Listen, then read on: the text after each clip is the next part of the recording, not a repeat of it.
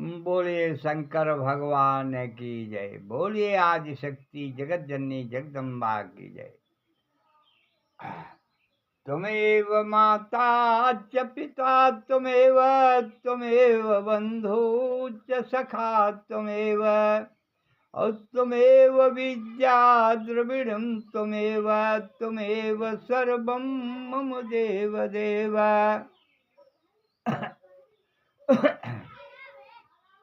या देवी सर्वभूतेषु बुद्धिरूपेण संस्थिता नमस्तस्यै नमस्तस्यै नमस्तस्यै नमो नमः। ओम जयंती मंगला काली भद्रकाली कपालिनी दुर्गा क्षमा शिवा धात्री स्वाहा स्वाधा नमस्तुते। ओम ज्ञानानां चेतांसि देवी भगवती ही सा बालाजी कृष्णाय मोहाय महामाया प्रक्षत दुर्गे स्मृत्य हरस्वी तम से जयंतो स्वस्ते स्मृत मतम तेहु शुभम ददास। दरिद्र दुख भय हारिणी का तद्दंता सर्वोपकार कारणाय सदार्थ चित्ता सर्व मंगल मांगले शिवे सर्व साधिके शरणे त्र्यंबके गौरी नारायणी नमस्तुते। या देवी सर्वभूतेषु बुद्धिरूपेण संस्थिता नमस्तस्यै नमस्तस्यै नमस्तस्यै नमो नमः। आइए अब हम सब चलेंगे अपने रामचरितमानस पर, जो भगवान प्रभु भगवान भोलेनाथ की रची हुई वाणी है और जिससे हम जन कल्याण का हित होता है। जिस घर में रामचरितमानस तुलसी का पेड़ है वहाँ पर आज ब्याज सब चीज़ें नष्ट हो जाती हैं अपने आप, लेकिन उनमें एक लोटा जल चाहिए, इनमें 1 मिनट 2 मिनट का समय चाहिए, अंतर यही है। 2 मिनट 1 मिनट का समय लगा करके प्रभु रामचरितमानस का जो भी आदमी 10 मिनट 5 मिनट 2 मिनट 4 मिनट का अध्ययन करता है तो वो अवश्य उसके हर तरह के क्लेश दूर हो जाते हैं। ये बाबा भोलेनाथ माता पार्वती का यह वचन है। अब ये शरीर जो है बड़े भाग्य से मिला हुआ है मनुष्य तन, बड़े भाग्य मानुष तन पावा, बड़े भाग्य मानुष तन पावा, और सुर नर मुनि ग्रंथ ही गावा। बड़े बड़े संत ऋषि मुनि इस मनुष्य शरीर को पाने के लिए वो तरसते हैं, दुर्लभ है। ऋषि मुनि देवी देवता सब इस मनुष्य शरीर को पाने के लिए वो तरसते हैं।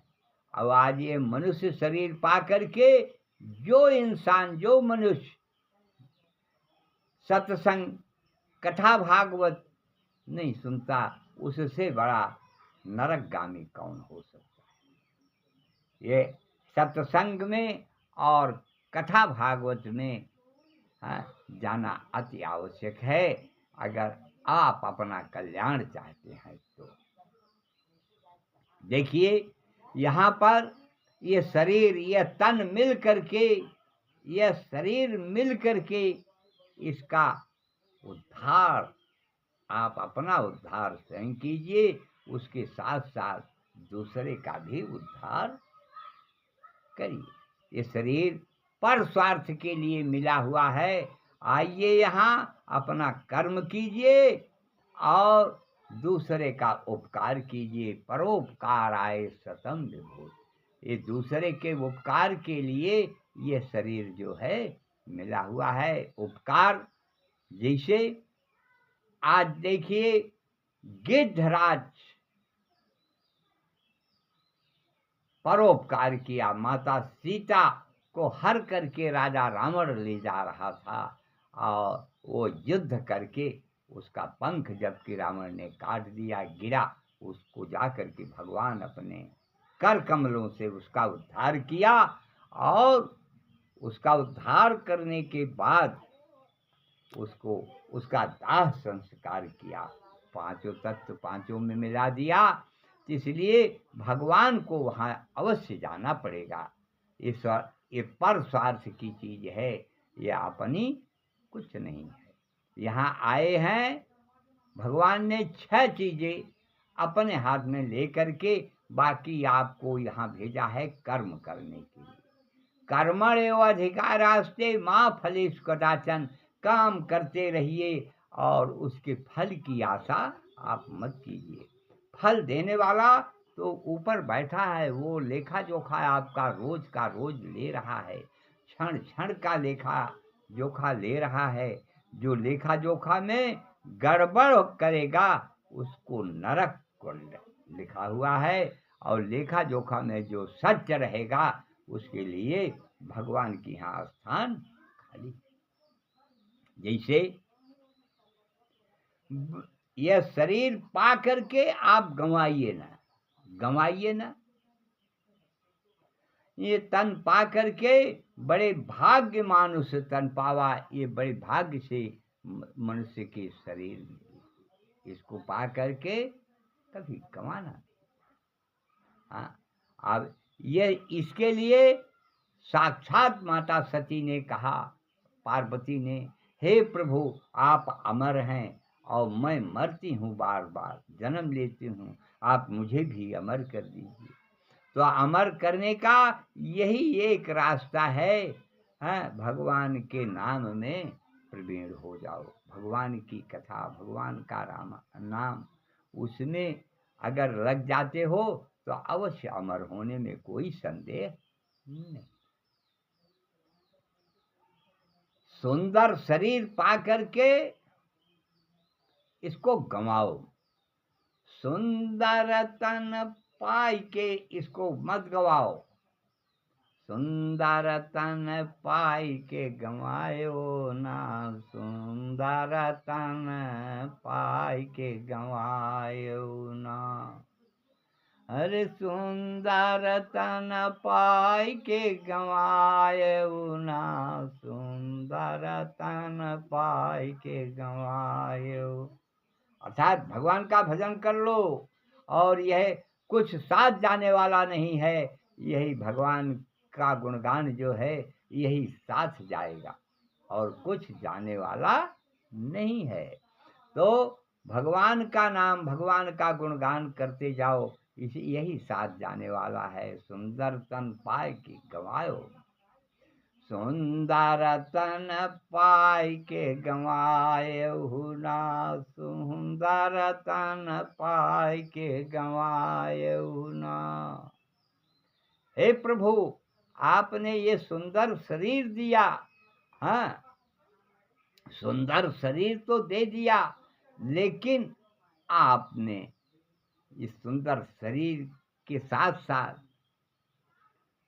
उसको आपने तारा नहीं। अरे जे कर पिया बारे हो मरी गए, जे कर पिया बारे मरी गए। अरे ताको जिलाए नाय हो, जिलाए नाय।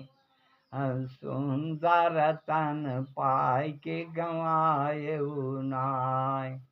हे प्रभु आपने बारे में जिसका पति मर गया उसको आपने जिलाया, आप कह सकते, लेकिन उसके कर्म के आधार पर उसका,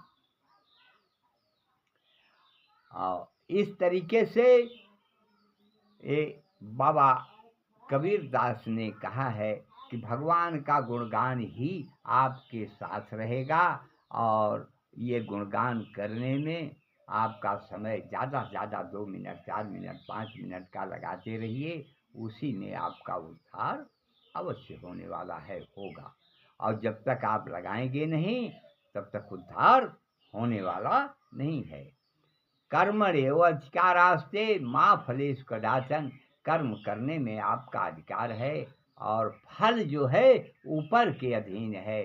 फल तो ऊपर वाला देगा, फल आपको, फल की आशा छोड़ दीजिए। कर्मण्येव अधिकारास्ते मा फलेषु कदाचन, कर्म करने में आपका अधिकार है और फल जो है ऊपर के अधीन है। तो इस तरीके से और बाकी गंगा नहाने से, तीर्थ यात्रा करने से, मंदिर झांकने से कुछ होने वाला नहीं, क्योंकि ये शरीर भगवान ने ये कहा है, मम गुण गावत पुलक शरीरा, मम गुण गावत पुलक शरीरा, गद गद कंठ नयन बहनीरा, गद गद कंठ नयन बहनीरा। गदगद कंठ हो जाए और नैनों से नीर की धारा बहने लगे, भगवान को ऐसे भक्त प्रिय होते हैं। इस तरीके से आप भगवान में लिप्त होइएगा, इस तरीके से तो उनको अमर करने में देर नहीं। जैसे संतों ने ये भगवान विष्णु से पूछा कि हे महाराज, आप किसको प्रिय हैं? भगवान ने कहा कि मैं सबको प्रिय हूँ, सब मुझे प्रिय है। सब मम उपजाए सब मम प्रिय। हाँ, सबको मैंने पैदा किया, सब हमारे प्रिय हैं। कहा कि नहीं महाराज, उसमें भी कुछ खास होंगे। खास का मतलब ये देखिए, खास होने का मतलब यह है कि खास तो हमारे वही हैं कि मम गुण गावत, मम गुण गावत पुलक शरीरा, और गद गद कंठ नयन बहनीरा। और बाकी भेष बदलने से 4-4 हाथ का बार रख लीजिए, चोटी रख लीजिए, कंठी पहन लीजिए या तीरथ कर लीजिए, उससे कुछ होने वाला नहीं है। वह सिर्फ गदगद शरीर हो जाए, आप जान लीजिए कि भगवान की कृपा हो गई। और जब तक प्रभु की कृपा नहीं होगी तब तक यह रास्ता मिलने वाला भी नहीं। जब इस रास्ते पर आइएगा तो यह रास्ता बहुत कठिन है। भगवान को प्राप्त करने का रास्ता बहुत कठिन है, क्योंकि आज भोलेनाथ के लिए देख लीजिए माता पार्वती को। भोलेनाथ को प्राप्त करने के लिए, भोलेनाथ को प्राप्त करने के लिए माता पार्वती ने किस तरीके से तपस्या किया कि कछु दिन भोज हुबारी बतासा, और कछु दिन कीन्ही कठिन उपवासा। यहाँ तक कि पूरी शरीर गल करके राख हो गई। हाँ, सिर्फ हड्डियां हड्डियां रह गईं। तब अंत में भोलेनाथ उनको प्राप्त हुए। तो इस तरीके से भगवान की भजन करने में, भगवान का त्याग करने में सब कुछ त्याग करना पड़ता है। त्याग करिए। हाँ, त्याग करने से उस आदमी का उद्धार अवश्य होना है, अवश्य होगा। और जब तक त्याग नहीं होगा, मन चित्त शरीर सबको एकत्रित करके 5 मिनट 10 मिनट की कथा ग्रहण कीजिए, उससे उद्धार होने में संदेह बिल्कुल नहीं। और एक बात यह है कि आजकल बीमारी का प्रकोप बहुत जोरों से चल रहा है, और बीमारी के प्रकोप के लिए ये प्रभु ने ऋतु के हिसाब से सब दवाइयाँ भेजा है, बनाया है, दिया है। आप उसका इस्तेमाल कीजिए, समय समय से उसको ग्रहण कीजिए, बीमारी आपके पास नहीं आएगी। ये प्रभु ने सब कुछ इंतजाम किया है। अब न जाने के लिए आप आयुर्वेद में जाइए, और बाकी टैबलेट कैप्सूल इसके चक्कर में जो पड़ेगा उसको समझ लीजिए काल के मुंह में वो गया हुआ व्यक्ति वो बचने वाला नहीं है, सिर्फ उससे अवकाश मिलेगा और कुछ होने वाला नहीं है। अब समय पर पार कर गई। अब कथा को हम यहीं विराम कर रहे हैं। प्रभु की दी हुई चीज के ऊपर आप विश्वास कीजिए, अमल कीजिए, और जिससे आपका उद्धार हो जाएगा, और अन्यथा उद्धार होने वाला नहीं है। कथा विसर्जन होत है, सुनहु देव मन लाए, और जो प्रभु जहाँ से आए तह का करहु पयान। बोलो सियावर रामचंद्र की जय, बोलिए हनुमंत लाल की जय, बोलिए गणेश भगवान की जय, बोलिए शंकर भगवान की जय, बोलिए हर हर महादेव की जय, बोलिए सब संत समाज की जय, बोलिए इस धरती माँ की जय, बोलिए आदि शक्ति जगत जननी जगदम्बा की जय, बोलिए।